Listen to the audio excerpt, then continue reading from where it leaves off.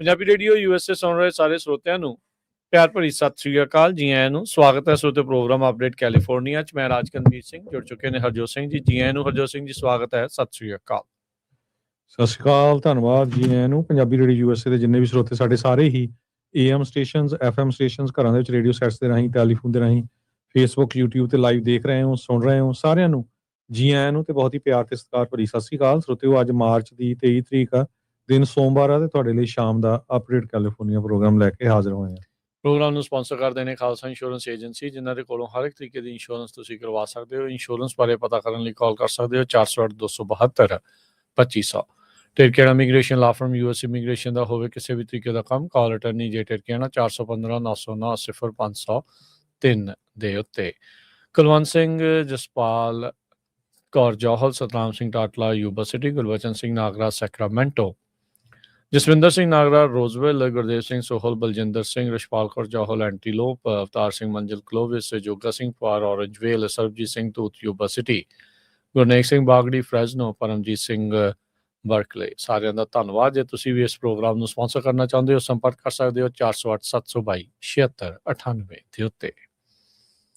ਜੀ, ਅੱਜ ਦੀਆਂ ਖਬਰਾਂ ਵੱਲ ਚੱਲੀਏ ਤੇ ਅੱਜ ਕੋਲੰਬੀਆ ਦਾ ਇੱਕ ਮਿਲਟਰੀ ਦਾ ਜਹਾਜ਼ ਜਿਹੜਾ ਕ੍ਰੈਸ਼ ਹੋ ਗਿਆ ਤੇ ਜਿਹਦੇ ਨਾਲ ਇੱਕ ਜਾਣੇ ਦੀ ਮੌਤ ਹੋਈ ਆ ਤੇ 77 ਜਾਣੇ ਜਿਹੜੇ ਫੱਟੜ ਹੋਏ ਹੈਗੇ ਆ। 110 ਦੇ ਕਰੀਬ ਇਹ ਜਿਹੜੇ ਪੈਸੰਜਰਸ ਤੇ 11 ਕਰੂ ਮੈਂਬਰਸ ਲੈ ਕੇ ਇਹ ਜਹਾਜ਼ ਜਾ ਰਿਹਾ ਸੀਗਾ। ਟੋਟਲ 121 ਲੋਕ ਇਹਦੇ ਔਨ ਬੋਰਡ ਸੀਗੇ। ਡਿਫੈਂਸ ਮਿਨਿਸਟਰ ਪੈਡਰੋ ਸੈਂਚੇਜ਼ ਨੇ ਇਹ ਲਿਖਿਆ ਵੀ ਇਹ ਜਿਹੜਾ ਟ੍ਰੈਜਿਕ ਐਕਸੀਡੈਂਟ ਹੋਇਆ ਇਹ ਪਿਓਰਟੋ ਲਿਗਜ਼ਾਮੋ, ਇੱਕ ਰਿਮੋਟ ਮਿਊਨਿਸਪੈਲਿਟੀ ਆ ਐਮਾਜ਼ੋਨੀਅਨ ਪ੍ਰੋਵਿੰਸ ਆਫ ਪੁਟੋਮਾਇਓ ਦੇ ਵਿੱਚ, ਜਿੱਥੇ ਇਹ ਐਕਸੀਡੈਂਟ ਵਾਪਰਿਆ। ਲੱਕੜੀ ਇੰਨੇ ਜ਼ਿਆਦਾ ਜਿਹੜੇ ਲੋਕਾਂ ਦਾ ਨੁਕਸਾਨ ਨਹੀਂ ਹੋਇਆ ਹੈਗਾ। ਸੋ ਇੱਕ ਦੀ ਮੌਤ ਹੋਈ ਆ, 77 ਜਾਣੇ ਫੱਟੜ ਹੋਏ ਆ ਤੇ 43 ਜਾਣੇ ਕਹਿੰਦੇ ਵੀ ਬਿਲਕੁਲ ਠੀਕ ਠਾਕ ਹੈਗੇ ਆ। ਹਜੇ ਤੱਕ ਇਸ ਐਕਸੀਡੈਂਟ ਦੇ ਕਾਜ਼ ਦਾ ਜਿਹੜਾ ਕਾਰਨ ਆ ਉਹ ਨਹੀਂ ਪਤਾ ਚੱਲ ਸਕਿਆ। ਅਗਲੀ ਜਿਹੜੀ ਹਰਜੋਤ ਸਿੰਘ ਜੀ ਗੱਲ ਕਰਦੇ ਜਾਈਏ ਤਾਂ ਇਸ ਮੌਕੇ ਜਿਹੜੇ ਈਰਾਨ ਦੀ ਵਾਰ ਨੂੰ ਲੈ ਕੇ ਈਰਾਨ ਵਾਲੇ ਬਾਰ-ਬਾਰ ਇਹ ਦਾਅਵਾ ਠੁਕਰਾ ਰਹੇ ਆ, ਟਰੰਪ ਹੁਣਾਂ ਦੇ ਉਸ ਦਾਅਵੇ ਨੂੰ ਨਕਾਰ ਰਹੇ ਆ ਵੀ ਉਹਨਾਂ ਦੀ ਕੋਈ ਗੱਲਬਾਤ ਅਮਰੀਕਾ ਦੇ ਨਾਲ ਹੋਈ ਆ। ਉਸ ਨੂੰ ਫੇਕ ਨਿਊਜ਼ ਲਗਾਤਾਰ ਕਰਾਰ ਦੇਈ ਜਾ ਰਹੇ ਆ। ਜਦਕਿ ਜਿੱਦਾਂ ਆਪਾਂ ਸਵੇਰੇ ਤੁਹਾਨੂੰ ਦੱਸ ਰਹੇ ਸੀਗੇ ਵੀ ਐਕਸੀਓਸ ਦੇ ਇੱਕ ਜਿਹੜੇ ਨਿਊਜ਼ ਰਿਪੋਰਟਰ ਆ ਉਹ ਇਹ ਦਾਅਵਾ ਕਰ ਰਹੇ ਸੀਗੇ ਵੀ ਪਾਕਿਸਤਾਨ ਇਸਲਾਮਾਬਾਦ ਦੇ ਵਿੱਚ ਦੋਨਾਂ ਮੁਲਕਾਂ ਦੀ ਕੋਈ ਸਮਿਟ ਜਿਹੜੀ ਇਸ ਹਫ਼ਤੇ ਦੇ ਵਿੱਚ ਹੋ ਸਕਦੀ ਹੈਗੀ ਆ। ਹੁਣ ਕੌਣ ਕੀ ਕਿਵੇਂ ਹੋ ਰਿਹਾ ਇਹਦਾ ਸਮਾਂ ਜਿਹੜਾ ਉਹ ਦੱਸੇਗਾ, ਪਰ ਟਰੰਪ ਹੁਣਾਂ ਨੇ ਈਰਾਨ ਦੇ ਇਨਫਰਾਸਟ੍ਰਕਚਰ ਦੇ ਉੱਤੇ ਨਾ ਹਮਲਾ ਕਰਨ ਦਾ ਫੈਸਲਾ ਲਿਆ ਹੋਇਆ ਆ। ਉਸ ਜਿਹੜਾ 48 ਘੰਟੇ ਦਾ ਅਲਟੀਮੇਟਮ ਸੀ ਉਸ ਨੂੰ ਪੋਸਟਪੋਨ ਕਰ ਦਿੱਤਾ ਆ। ਟਰੰਪ ਹੁਣੀ ਲਗਾਤਾਰ ਆਪਣੇ ਸਟੇਟ ਆਫ ਹਾਰਮੋਜ਼ ਦੀ ਜਿਹੜੀ ਸਟ੍ਰੈਟਜੀ ਉਸ ਨੂੰ ਖੁਲਵਾਉਣ ਨੂੰ ਲੈ ਕੇ ਲਗਾਤਾਰ ਆਪਣਾ ਕੋਰਸ ਆ, ਰਾਹ ਆ, ਉਹ ਬਦਲ ਰਹੇ ਹੈਗੇ ਆ। ਸੋ ਸ਼ਾਇਦ ਇਹ ਇਸ ਮੌਕੇ ਲੜਾਈ ਨੂੰ ਬੰਦ ਕਰਨਾ ਚਾਹੁੰਦੇ ਨੇ, ਪਰ ਉਹਨਾਂ ਨੂੰ ਕੋਈ ਹੱਥ ਪੱਲਾ ਨਜ਼ਰ ਨਹੀਂ ਆ ਰਿਹਾ। ਹੁਣ ਬਹੁਤ ਸਾਰੇ ਜਿਹੜੇ ਟਰੰਪ ਹੁਣਾਂ ਦੇ ਆਲੋਚਕ ਆ ਉਹ ਇਹ ਕਹਿ ਰਹੇ ਆ ਵੀ ਟਰੰਪ ਹੁਣੀ ਕਹਿਣ ਵੀ ਮੈਂ ਲੜਾਈ ਜਿੱਤ ਗਿਆ ਤੇ ਹੁਣ ਅਸੀਂ ਜਿਹੜੀ ਆ ਇੱਕ ਹਿਸਾਬ ਦੇ ਨਾਲ ਅੱਗੇ ਬੰਬਾਰਡਮੈਂਟ ਆ ਉਹ ਬੰਦ ਕਰਨ ਜਾ ਰਹੇ ਆ। ਉਧਰ ਈਰਾਨ ਦੇ ਚੱਲਦਿਆਂ ਹਰਜੋਤ ਸਿੰਘ ਜੀ, ਲੈਬਨਾਨ ਦੇ ਵਿੱਚ ਵੀ ਬਹੁਤ ਘਾਣ ਜਿਹੜਾ ਉਹ ਹੋ ਰਿਹਾ ਹੈਗਾ ਆ। 1000 ਤੋਂ ਵੱਧ ਮੌਤਾਂ ਲੈਬਨਾਨ ਦੇ ਵਿੱਚ ਇਜ਼ਰਾਈਲ ਦੇ ਦੁਆਰਾ ਜੋ ਹਮਲੇ ਕੀਤੇ ਜਾ ਰਹੇ ਉਸ ਵਿੱਚ ਹੋ ਚੁੱਕੀਆਂ ਆ, ਜਿਨ੍ਹਾਂ ਵਿੱਚੋਂ ਉੱਥੋਂ ਇਹ ਦਾਅਵਾ ਕਰ ਰਹੇ ਨੇ ਵੀ ਮਰਨ ਵਾਲੇ ਕਾਫੀ ਜ਼ਿਆਦਾ ਛੋਟੀ ਉਮਰ ਦੇ ਬੱਚੇ ਵੀ ਉਸ ਵਿੱਚ ਸ਼ਾਮਲ ਹੈਗੇ ਨੇ। ਸੋ ਈਰਾਨ ਦੇ ਨਿਊਕਲੀਅਰ ਇੱਕ ਸਥਾਨ ਦੇ ਨਜ਼ਦੀਕ ਇਜ਼ਰਾਈਲ ਦੇ ਵਿੱਚ ਈਰਾਨ ਦੇ ਦੁਆਰਾ ਜਿਹੜਾ ਇਦਾਂ ਹਮਲਾ ਵੀ ਕੀਤਾ ਗਿਆ ਹੈਗਾ ਆ। ਸੋ ਟਰੰਪ ਹੁਣਾਂ ਨੇ ਪਿਛਲੇ ਸਾਲ ਵੀ ਜੂਨ ਦੇ ਵਿੱਚ ਕਿਹਾ ਸੀਗਾ ਵੀ ਈਰਾਨ ਦੀ ਜਿਹੜੀ ਨਿਊਕਲੀਅਰ ਕੈਪੇਬਿਲਿਟੀ ਆ ਉਹ ਤਕਰੀਬਨ ਅਸੀਂ ਟੋਟਲ ਨਸ਼ਟ ਕਰ ਦਿੱਤੀ ਆ। ਹੁਣ ਜਿਹੜੇ ਟੌਪ ਦੇ ਇਹਨਾਂ ਦੀ ਲੀਡਰਸ਼ਿਪ ਆ 1 ਦਰਜਨ ਤੋਂ ਵੱਧ ਈਰਾਨ ਦੀ, ਉਹਨਾਂ ਵਿੱਚੋਂ ਮੈਜੋਰਟੀ 80% ਆ ਉਹਨਾਂ ਨੂੰ ਆਲਰੇਡੀ ਮਾਰ ਦਿੱਤਾ ਗਿਆ ਹੈਗਾ ਆ। ਤੇ ਅੱਗੇ ਵੀ ਅਜੇ ਪਤਾ ਨਹੀਂ ਹੋਰ ਕਿਸ ਕਿਸ ਦੇ ਉੱਤੇ ਨਜ਼ਰ ਜਿਹੜਾ ਹੋਊਗਾ। ਟਰੰਪ ਹੁਣਾਂ ਦੀ ਜਿਹੜੀ ਕੋਸ਼ਿਸ਼ ਜਾਂ ਅਮਰੀਕਾ ਦੀ ਜਾਂ ਇਜ਼ਰਾਈਲ ਦੀ ਜਿਹੜੀ ਕੋਸ਼ਿਸ਼ ਸੀ ਰਜੀਮ ਚੇਂਜ ਦੀ, ਉਹ ਤਕਰੀਬਨ ਫੇਲ ਹੋ ਚੁੱਕੀ ਆ। ਉਹ ਇਸ ਕਰਕੇ ਕਿਉਂਕਿ ਅਜੇ ਵੀ ਲੋਕਾਂ ਦੇ ਦੁਆਰਾ ਉੱਥੇ ਕੋਈ ਵਿਰੋਧ ਨਹੀਂ ਜਾਂ ਉਸ ਦੇ ਬਾਰੇ ਕੁਝ ਪਤਾ ਨਹੀਂ ਆ, ਤੇ ਇਹਨਾਂ ਦੇ ਜਿਹੜੇ ਰਜੀਮ ਦੇ ਲਾਇਲਿਸਟ ਹੈਗੇ ਆ ਉਸ ਦੇ ਨਾਲ ਜਿਹੜੇ ਜੁੜੇ ਹੋਏ ਆ, ਉਹ ਅਜੇ ਵੀ ਉਸੇ ਤਰੀਕੇ ਦੇ ਨਾਲ ਰਜੀਮ ਦੀਆਂ ਹੀ ਗੱਲਾਂ ਨੂੰ ਅੱਗੇ ਵਧਾ ਰਹੇ ਹੈਗੇ ਆ। ਸੋ ਸਿਚੁਏਸ਼ਨ ਜਿਹੜੀ ਆ ਉਹ ਇਸ ਤਰੀਕੇ ਦੀ ਬਣੀ ਆ। ਹੁਣ ਇਹ ਹੋ ਸਕਦਾ ਵੀ ਆਫ ਰੈਂਪ ਇਹ ਲੈ ਕੇ ਵੀ ਅਸੀਂ ਮੈਜੋਰਟੀ ਇਹਨਾਂ ਦੇ ਖਤਮ ਕਰ ਦਿੱਤੇ ਆ ਤੇ ਨਿਊਕਲੀਅਰ ਕੈਪੇਬਿਲਿਟੀਜ਼ ਇਹਨਾਂ ਦੀਆਂ ਨਸ਼ਟ ਕਰ ਦਿੱਤੀਆਂ ਆ, ਇਸ ਕਰਕੇ ਜਿਹੜੀ ਸਟ੍ਰੈਟਜੀ ਆ ਉਸ ਨੂੰ ਹੁਣ ਰੋਕਿਆ ਜਾ ਸਕਦਾ ਆ। ਅਜੇ ਤੱਕ ਕੋਈ ਵੀ ਠੋਸ ਉੱਤਰ ਖਾਸ ਕਰਕੇ ਇਜ਼ਰਾਈਲ ਤੇ ਅਮਰੀਕਾ ਟਰੰਪ ਹੋਣਾ ਦੇ ਵੱਲੋਂ ਨਹੀਂ ਮਿਲਿਆ ਹੈਗਾ ਵੀ ਇਸ ਦਾ ਅਲਟੀਮੇਟ ਕੀ ਜਿਹੜਾ ਕਾਰਨ ਹੋਊਗਾ ਜਾਂ ਕਿੱਥੇ ਜਾ ਕੇ ਇਸ ਲੜਾਈ ਨੂੰ ਰੋਕਿਆ ਜਾ ਸਕਦਾ ਆ।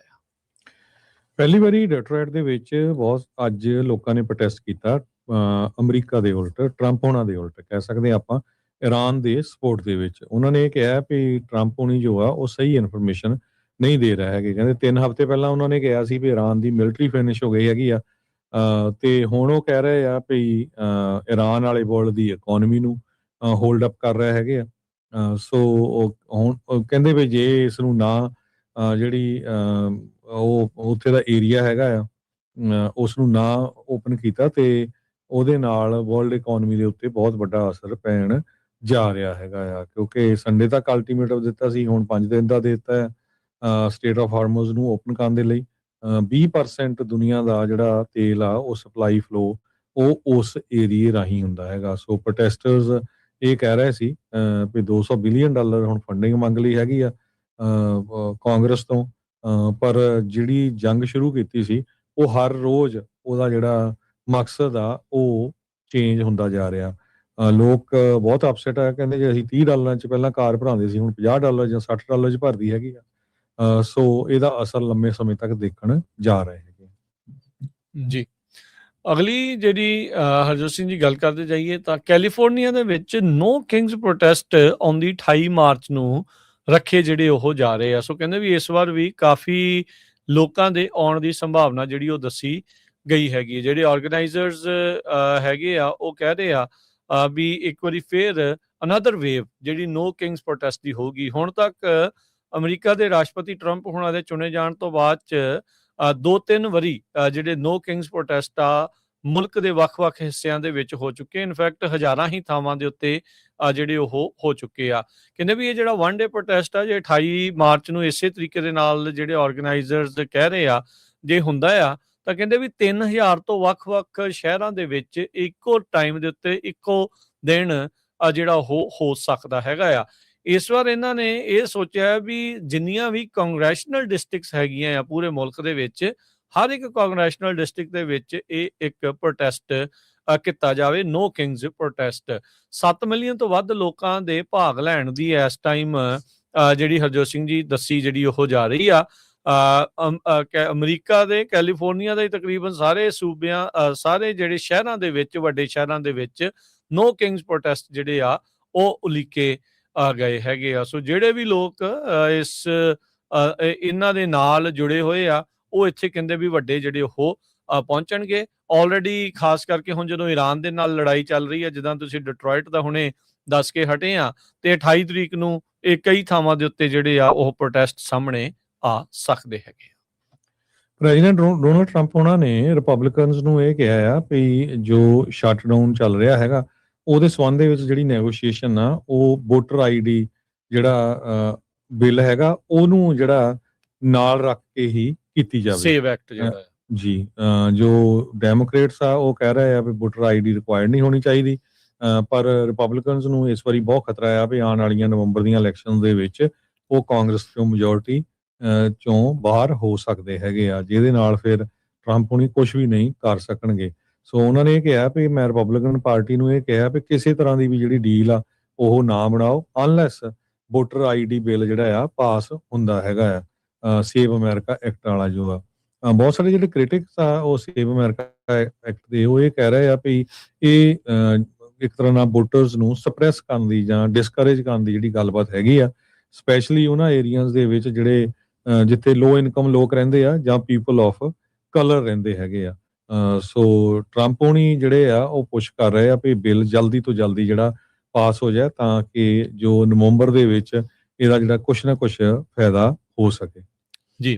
ਡਿਪਾਰਟਮੈਂਟ ਆਫ ਹੋਮਲੈਂਡ ਸਿਕਿਉਰਿਟੀ ਦੇ ਨਵੇਂ ਸਕੱਤਰ ਅਮਰੀਕਾ ਨੂੰ ਮਿਲਣ ਜਾ ਰਹੇ ਆ। ਨਾਮਜ਼ਦ ਕੀਤੇ ਹੋਏ ਮਾਰਕ ਵੇਨ ਮੁਲਨ, ਉਹਨਾਂ ਨੂੰ ਸੈਨੇਟ ਨੇ ਅੱਜ ਪ੍ਰਵਾਨਗੀ ਦੇ ਦਿੱਤੀ ਆ। 45 ਦੇ ਮੁਕਾਬਲੇ 54 ਵੋਟਾਂ ਦੇ ਨਾਲ ਸੈਨੇਟ ਚੋਂ ਇਹਨਾਂ ਨੂੰ ਕਨਫਰਮ ਕਰ ਦਿੱਤਾ ਗਿਆ ਆ।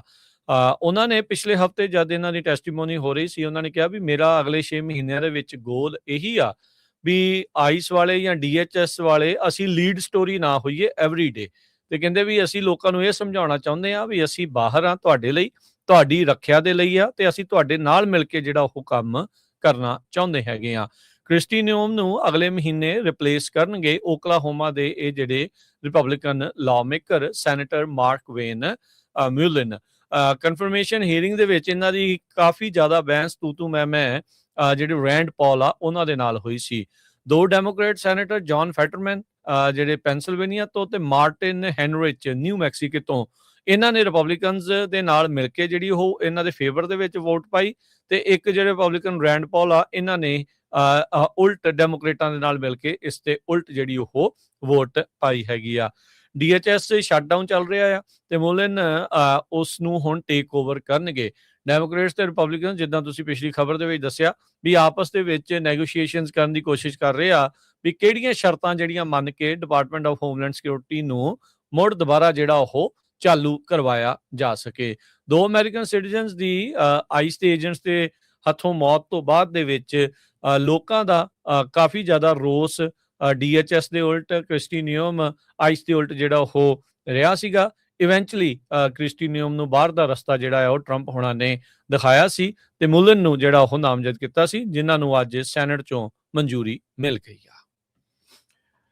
ਕਹਿੰਦੇ ਵੀ ਜਿਹੜੇ ਬਿੰਗ ਡਰੋਨ ਡਿਲੀਵਰੀਜ਼ ਆ ਉਹ ਬੇ ਏਰੀਏ ਦੇ ਵਿੱਚ ਆ ਰਹੀਆਂ ਆ ਇਸ ਸਾਲ। ਸੈਨ ਫਰਾਂਸਿਸਕੋ ਬੇ ਏਰੀਆ, ਬਹੁਤ ਸਾਰੇ ਜਿਹੜੇ ਕੈਲੀਫੋਰਨੀਆ ਬੇ ਏਰੀਏ ਦੇ ਰੈਜ਼ੀਡੈਂਟਸ ਆ, ਉਹਨਾਂ ਦੇ ਘਰਾਂ ਦੇ ਵਿੱਚ ਹੁਣ ਗਰੋਸਰੀ ਤੇ ਮੀਲਸ ਡਰੋਨ ਦੇ ਰਾਹੀਂ ਪਹੁੰਚਣੇ ਸ਼ੁਰੂ ਹੋ ਜਾਣਗੇ।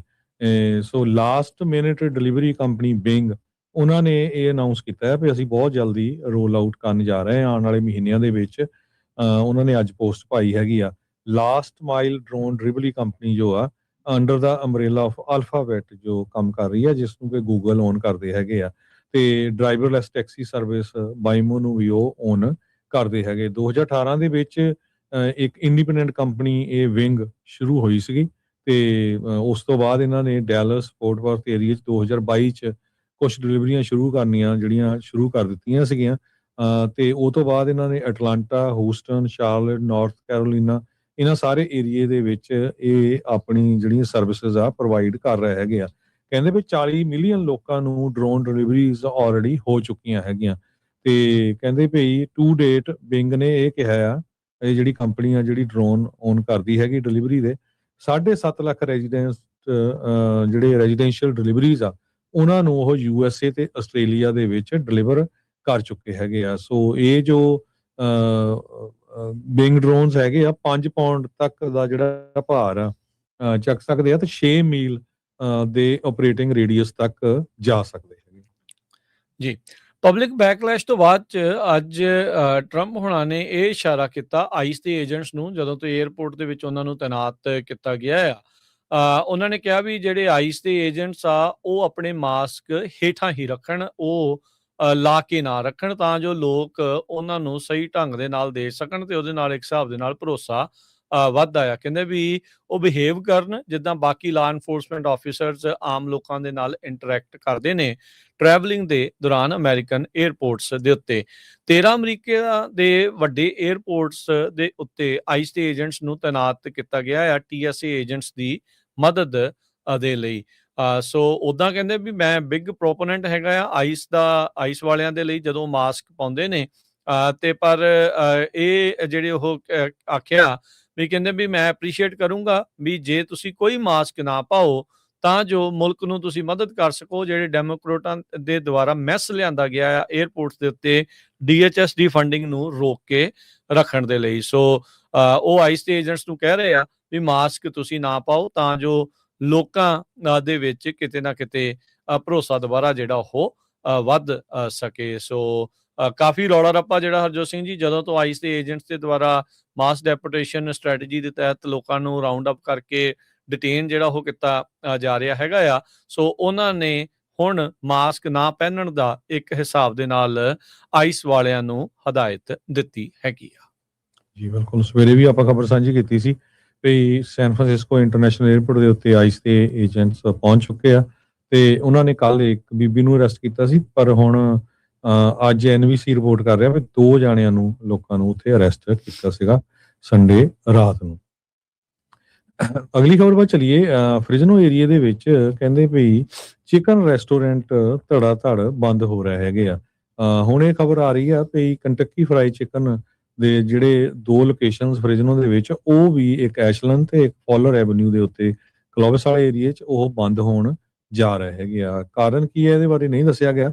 ਪਿਛਲੇ ਸਮੇਂ 'ਚ ਕਹਿੰਦੇ ਵੀ 50 ਦੇ ਕਰੀਬ ਜਿਹੜੇ ਰੈਸਟੋਰੈਂਟਸ ਆ ਉਹ ਬੰਦ ਹੋ ਚੁੱਕੇ ਹੈਗੇ ਆ।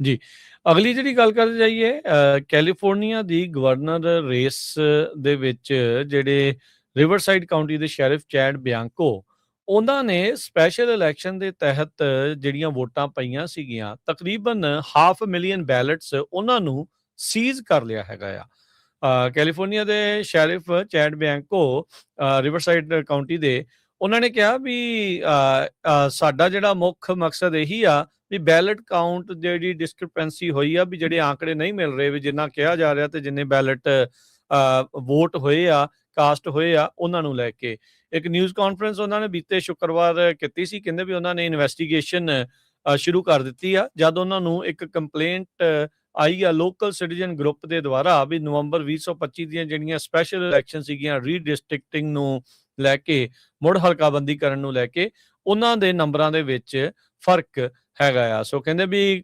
ਮਾਰਜਨ 80,000 ਵੋਟਾਂ ਤੋਂ ਵੱਧ ਦੇ ਨਾਲ ਜਿਹੜਾ ਉਹ ਪਾਸ ਹੋ ਗਿਆ ਸੀਗਾ, ਪਰ ਕਹਿੰਦੇ ਵੀ ਜਿਹੜਾ ਇਸ ਨੂੰ ਲੈ ਕੇ ਹੁਣ ਅਸੀਂ ਜਾਂਚ ਕਰ ਰਹੇ ਹਾਂ।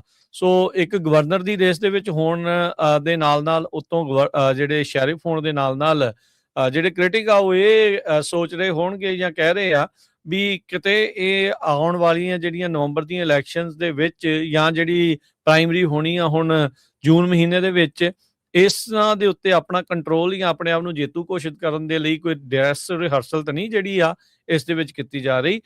ਜਿਸ ਦੇ ਜਵਾਬ ਦੇ ਵਿੱਚ ਐਡ ਬੈਂਕ ਇਹੀ ਕਹਿ ਰਹੇ ਆ, ਕਹਿੰਦੇ ਵੀ ਇਹ ਇਨਵੈਸਟੀਗੇਸ਼ਨ ਸਿੰਪਲ ਆ, ਵੀ ਫਿਜ਼ੀਕਲ ਕਾਊਂਟ ਕੀਤੇ ਜਾਣਗੇ ਬੈਲਟ, ਕੰਪੇਅਰ ਕੀਤੇ ਜਾਣਗੇ ਇਹਨਾਂ ਦੇ ਰਿਜ਼ਲਟ, ਜਿੰਨੀਆਂ ਵੋਟਸ ਜਿਹੜੀਆਂ ਆ ਉਹ ਰਿਪੋਰਟ ਹੋਈਆਂ ਆ ਉਸ ਦੇ ਬਾਬਤ। 2 ਜਿਹੜੇ ਮੇਜਰ ਰਿਪਬਲਿਕਨ ਕੈਂਡੀਡੇਟ ਚੈਡ ਬਿਆਂਕੋ ਤੇ ਸਟੀਵ ਹਿਲਟਨ ਇਸ ਟਾਈਮ ਟੌਪ ਦੇ ਉੱਤੇ ਜਿਹੜੇ ਉਹ ਚੱਲ ਰਹੇ ਨੇ ਕੈਲੀਫੋਰਨੀਆ ਦੀ ਗਵਰਨਰ ਰੇਸ ਦੇ ਲਈ, ਜੋ ਕਿ ਪ੍ਰਾਇਮਰੀਜ਼ ਦੇ ਲਈ, ਜੋ ਕਿ ਇਸ ਟਾਈਮ ਕਾਫੀ ਹੀਟ ਅਪ ਹੋ ਰਹੀ ਆ। ਡੈਮੋਕ੍ਰੇਟ ਪਾਰਟੀ ਦੇ ਲਈ ਤਾਂ ਹਰ ਇੱਕ ਜਾਣਾ ਹੀ ਜਣਾ ਖਣਾ ਹੀ ਕਹਿ ਸਕਦੇ ਆ ਵੀ ਉਹ ਇਸ ਰੇਸ ਦੇ ਵਿੱਚ ਛਾਲ ਮਾਰੀ ਬੈਠਾ ਆ ਵੀ ਸ਼ਾਇਦ ਉਸ ਦਾ ਨੰਬਰ ਜਿਹੜਾ ਉਹ ਆ ਸਕਦਾ ਆ, ਪਰ ਕੈਲੀਫੋਰਨੀਆ ਦੇ ਵਿੱਚ ਇਸ ਵਾਰ ਉਲਟ ਫੇਰ ਹੋਣ ਦੀ ਸੰਭਾਵਨਾ ਇੱਕ ਹਿਸਾਬ ਦੇ ਨਾਲ ਇਤਿਹਾਸਿਕ ਤੌਰ ਦੇ ਉੱਤੇ ਵੀ ਗਵਰਨਰ ਰਿਪਬਲਿਕਨ ਉਹ ਆ ਸਕਦਾ ਆ ਜੇ ਪ੍ਰਾਇਮਰੀਜ਼ ਦੇ ਵਿੱਚ ਇਹ ਦੋਨੋਂ ਜਾਣੇ ਜਿੱਤ ਜਾਂਦੇ ਹੈਗੇ ਆ।